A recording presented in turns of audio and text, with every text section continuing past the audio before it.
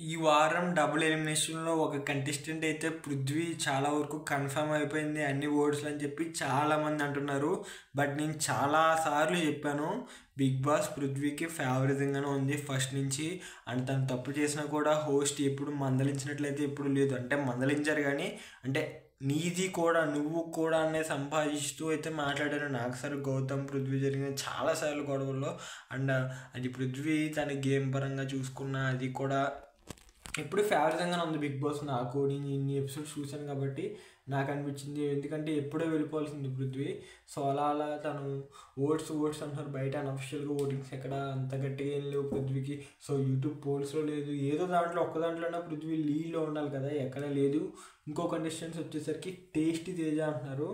So ఈ రెండు అయితే పక్క అంటున్నారు. బట్ కన్ఫర్మేషన్ అంటే మనకి రేపు షూట్ ఈవినింగ్ లోపు జరుగుద్ది, సాటర్డే ఈవినింగ్ లోపు. సో మ్యాక్సిమం నేను పోస్ట్ చేస్తాను. ఒకటైతే పృథ్వీ, ఇంకోటి టేస్టీ తేజ అంటున్నారు. మేబీ విష్ణుప్రియ కూడా అనే ఛాన్సెస్ వినబడుతున్నాయి. సో చూద్దాం, మీరేమనుకుంటున్నారు కింద కామెంట్ చేయండి. Thank you for watching. Do subscribe our channel.